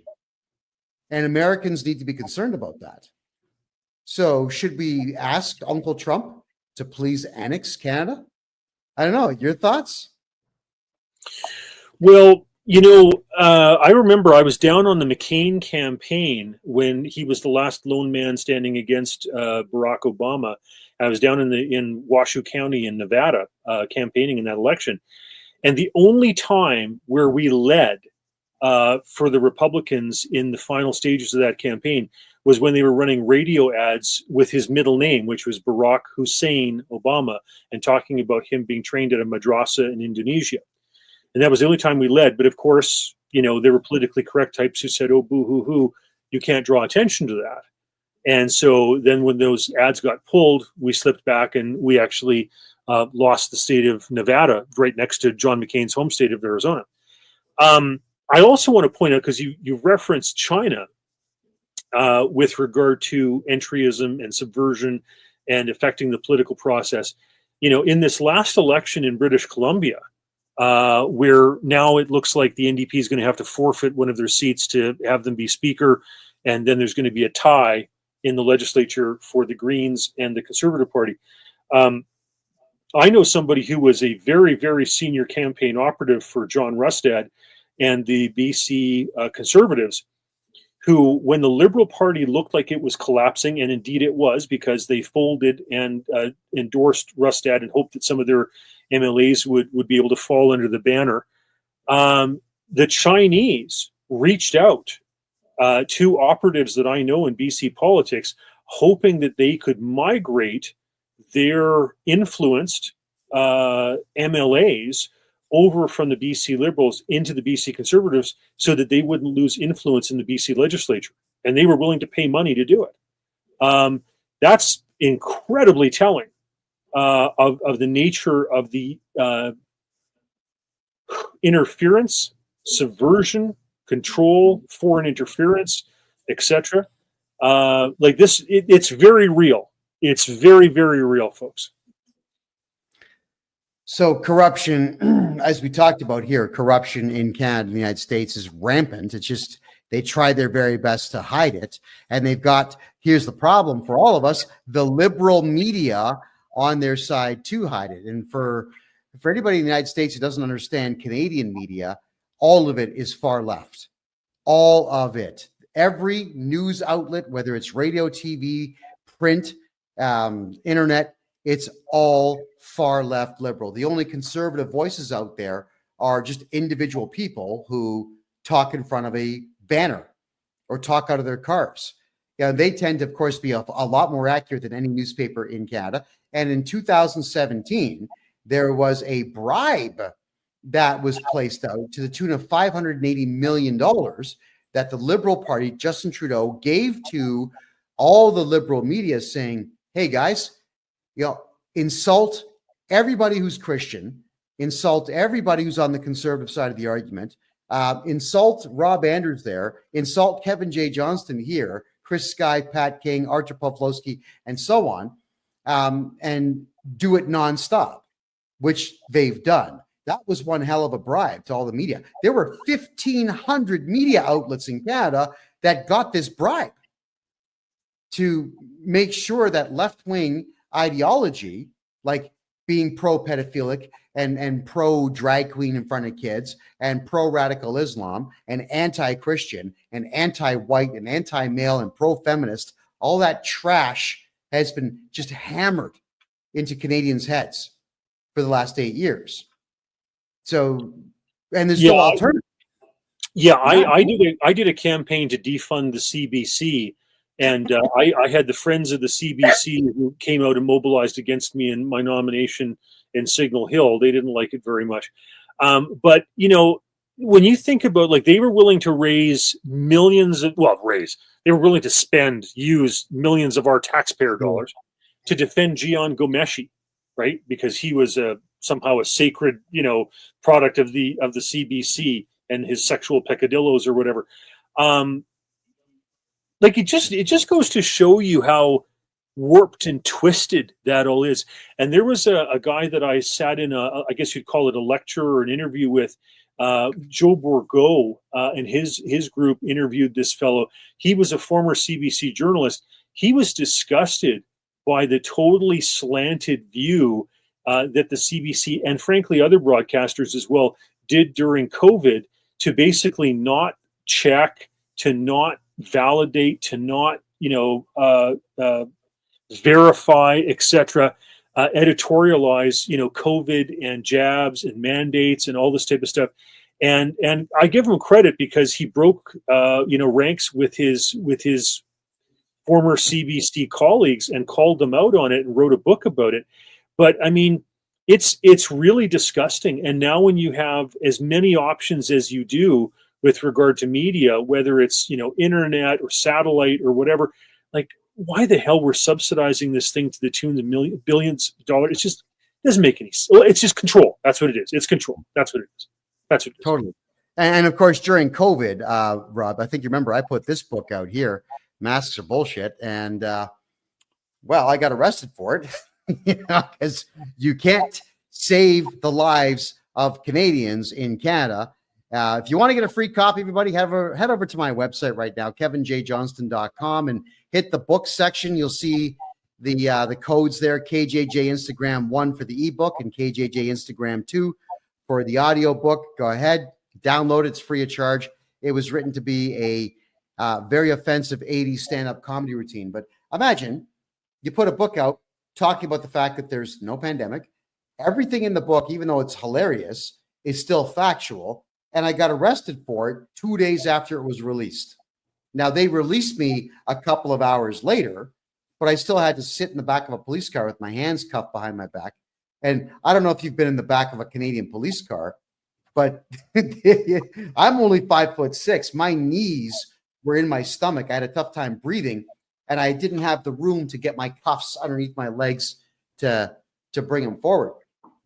Those cars are brutal. So they just made me sit there. Well, a lot of my good friends, whether it's yourself or John Carpe or Arthur Pawlowski or the Coots boys, I've sat in court with some of them. I've broken bread with some of them, down at the courthouses in southern Alberta, etc. I've been down at the border in Coots and Milk River, etc. A lot of my friends have done jail time. I know they tried. The CRA certainly tried to hand out some jail time to me, but it was all thrown out of court. And I wouldn't plea on any of this stuff because it was all BS. But it's a travesty where this country's gone. And I have to think there are the odd liberals, for example, Stephen LeDrew, who the CRA, bankrupted literally because he wanted the Liberal Party to live up to the Constitution. And they went after him. Broke him, effectively in terms of his financial situation. And he said, right. To give him credit, he said, I wouldn't have done anything differently. But it was all politics. And also some guys that he has on his shows and whatever, like Dan McTeague, who documents, what's going on with regard to gasoline prices and whatnot. And they've openly called for Justin Trudeau to be removed. And I hope that more Liberal MPs realize he is the death knell for the party and either sign a letter or speak up in caucus to say he's got to go. Well, we saw it happen in Canada, where in the province of Ontario, Kathleen Wynne, the bizarre lesbian that insisted on teaching anal sex to grade 4 students, her party almost lost party status. In fact, I think it did because they only got 8 seats in all of Ontario, which for some reason, the Conservative leader gave them back their status. What an absolute idiot. The liberalism has to die. It has to go away. And I'm going to just address this one with you now, is liberalism. It has to be mental illness, because anybody who's part of the Democrat Party, it seems, and the Liberal Party in Canada, it seems, and who has left-wing leanings, it seems, do not create anything. They destroy everything. They argue everything. They turn everything that's fun into boring garbage. And They even are going out of their way to destroy everything that even men just like Star Wars, for example. Have you seen what they've done to that? Star Trek, have you seen what they've done to that? Any TV show out there, look what they've done to that. And they're just continuing this onslaught of doing their very best to feminize men and masculinate women. It's not working. Our society is crumbling because of all this liberalism and left-wingism. How, I mean, with Trump in office, great, but how do we actually defeat this? Was it, first off, two-part question. Was it ever left-wing when you were in office, and how do we defeat it? Go ahead. Well, I'm going to talk about the U.S. and then come back to Canada. You know, when the Kennedys, Robert Kennedy and John Fitzgerald Kennedy, were reforging, if you will, the Democratic Party, because previous to them, the Democratic Party had a huge component of the Boll Weevil South, the Southern Democrats, the Dixiecrats, etc. When they forged new coalitions because they were Catholic and were bringing in a lot of inner city immigrants, etc. When they recast that party, it was a new coalition building strategy for the Democrats. Now, what's interesting, what happened in the U.S. in this last election is you had a man who was literally the living epitome and manifestation of the Kennedy coalition that was created in the 1960s in Robert F. Kennedy Jr. And the Democratic Party had so shifted to the left, had so become ideologically socialist, that they rejected the winning formula, the very formula that Joe Biden, in a sense, kind of recast. Because if they'd had Bernie Sanders as the candidate, you can't take, a guy who's a very obviously, Jewish socialist, okay, and say to Polish Catholics, Irish Catholics, Puerto Rican Catholics, et cetera, Mexican Catholics, whatever, he's one of us. You can't do it. So the Democratic Party circled the wagons against Bernie because they realized that they couldn't construct a coalition around him. And they gave it to Biden, who you could construct falsely, because he's not really that Catholic, right? But falsely construct a Kennedy-esque coalition around. But then when you get an actual Kennedy, who is a rebirth manifestation of the Kennedy coalition from the 1960s, they reject even him, right? So the Democratic Party, if it went back to its more traditional roots, would have embraced and allowed RFK Jr. to run. But that just tells you how far gone the party is compared to what its roots have been.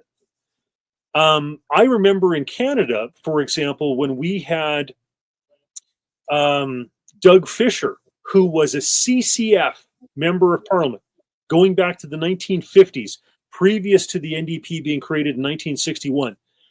Preston Manning invited him into some of our early Reform Party stuff, and he sat in on some of our shadow cabinet meetings. The thing to understand about that is that this is a man who was considered left-wing CCF in the 1950s. And his perspective, when I met him and got to know him and invited him by the office for milk and cookies and whatever, in the 1990s, he was to the right of the Reform Party caucus and most of its constituents, most of its MPs and members. Okay, that just shows you how far it's all drifted. So, you'd have to go back to, I'm just like Louis Saint-Laurent. Louis Saint-Laurent was, the liberals of the old school who believed in free trade, classical liberalism, etc. But that party has shifted so much. Like Pearson was a sellout on that stuff. And then Trudeau, like both the Trudeaus have effectively, got rid of any of that traditional classical liberalism that they would understand in a European context. I mean, yeah, you'd have to go back to almost Louis Saint-Laurent. I knew RCMP officers who voted for Louis Saint-Laurent because they liked his free trade policies over the protectionism of the Conservatives back in the 50s. Is it possible, knowing the history lesson here, is it possible to bring left-wing thought processes to an end? Is that ever something that we can abolish from our society, whether through law, through war, through education, through anything? Can it happen? You know what a great story I heard? There was a guy who, as a young man, was applying to the Foreign Service. And a senior kind of grizzled Foreign Service officer asked him, he said, "What's your background? What's your worldview? Et cetera."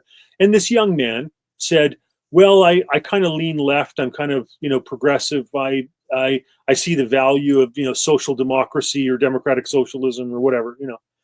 And this wizened old Canadian diplomat said, "Oh, okay, all right. Well, we're going to assign you 3 countries.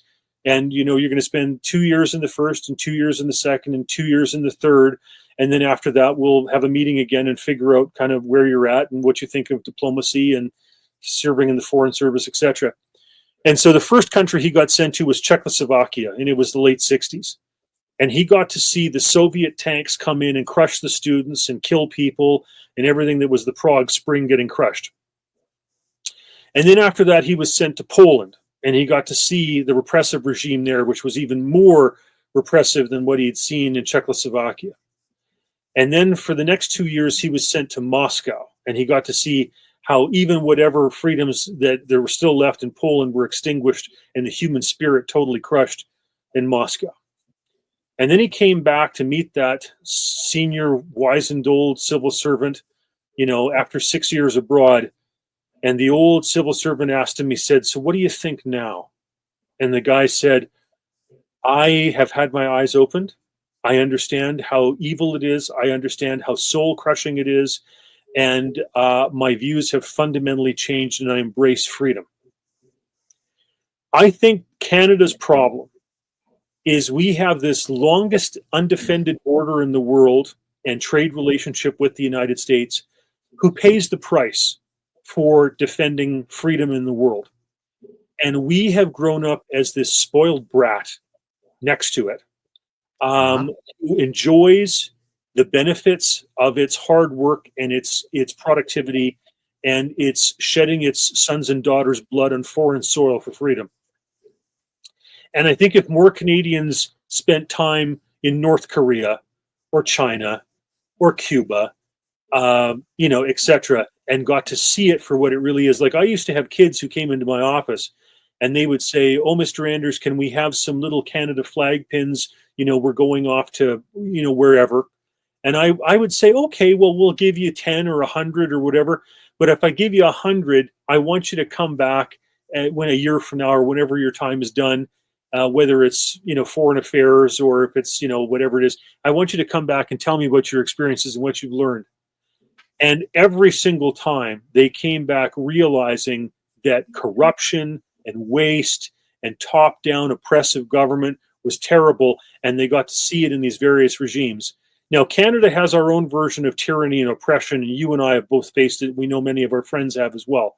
Yes. But people need to understand when a guy like me or a guy like you warns them about central bank digital currency or not using cash or BRICS or any of these things, if you spend time in places like a Cuba or a North Korea or a China, etc., and you experience what that totalitarianism is like, then you get it. But otherwise, you just think that you can wear your Che Guevara t-shirt and the government's going to give you everything for free, and you can smoke your marijuana, and somebody else is paying the bills. It doesn't work that way. And Che Guevara was a murderer, and it's amazing how many left-wing nuts love the guy. They just love him. Yeah, they're in the neighborhood I was living in Calgary before I left Canada permanently. There was a guy that had Che Guevara painted on his garage door, which faced the main drag. Oh my God! So I asked him, why? Just tell me why. Because he's a hero and a freedom fighter. Okay. And he couldn't tell me that without being angry, just shouting at the top of his lungs. So liberalism tends to make people angry. You ever notice how when people join groups like Antifa, Black Lives Matter, the Communist League, they're never happy, that they're always shouting at the top of their lungs that their ideology is the best and that ours sucks, but we're the ones smiling, having a brew after they're done screaming, and they're still screaming while we've gone home and got into a nice warm bed. It is lunacy to think about how angry these people are and how little it ever does to improve their lives. And I don't think that we can get it through to these left-wing nuts just how bad this ideology is for their own futures. Again, I got to get your thoughts on that. Yeah, I mean, it's the politics of envy and jealousy, right? And coveting what your neighbor has.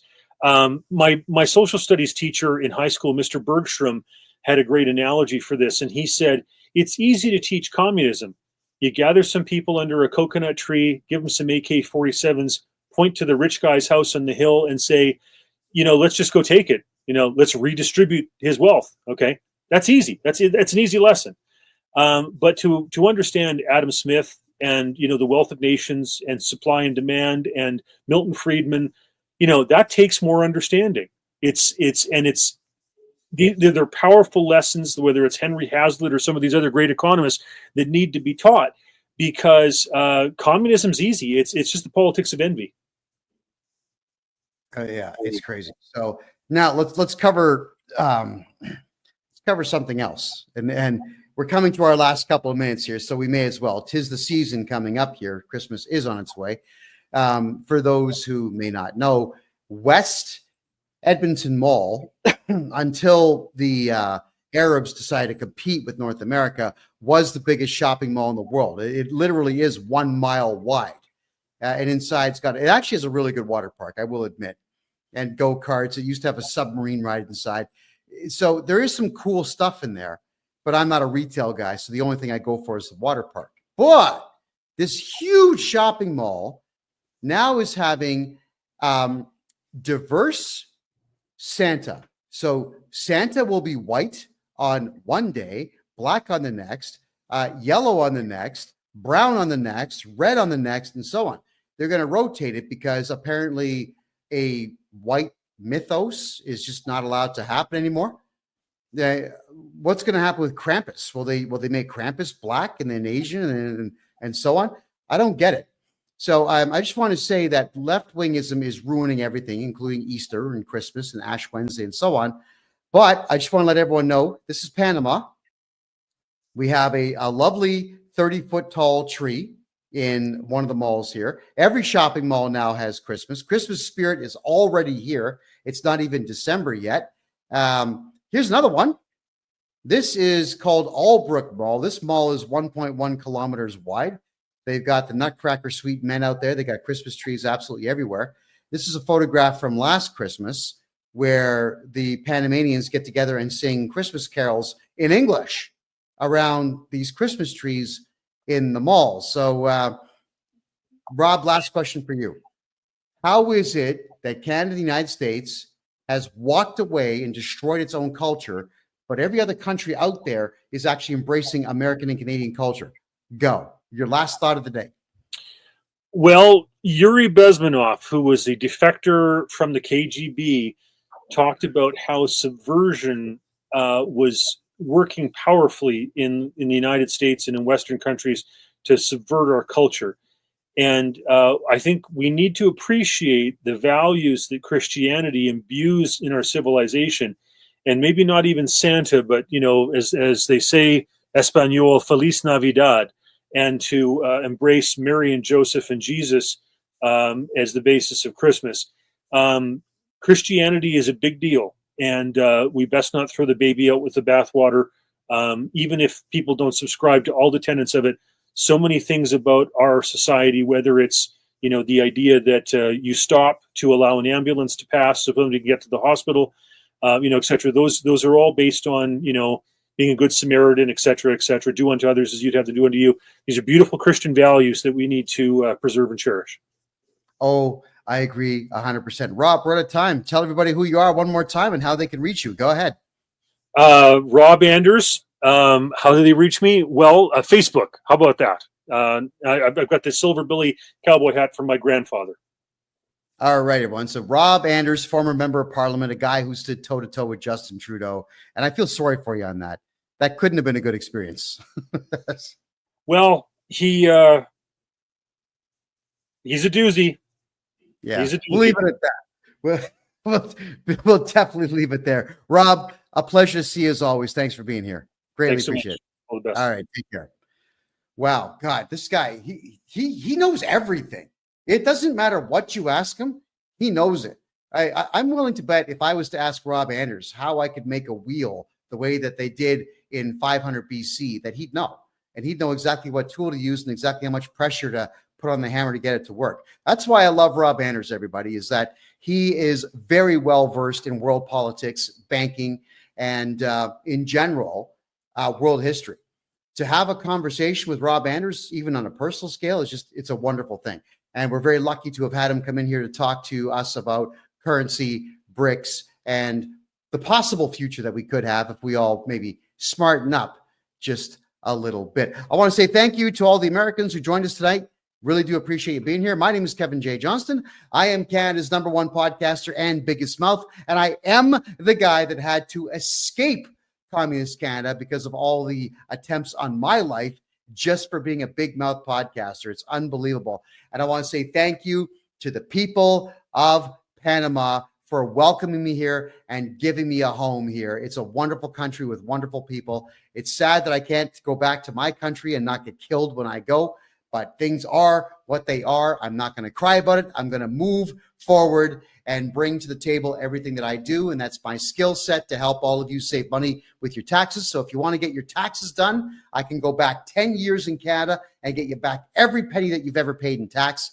And if you have a corporation in the United States that has a lot of IRS and state tax debt, get a hold of me. I can buy it from you, take it off your shoulders completely, and send all of you back to zero so you do not have any debts any longer. My name is Kevin J. Johnston. This is the Kevin J. Johnston Show that runs every single Tuesday at 9 p.m. Eastern Time right here on freedomreport.ca. I love you all, and good night.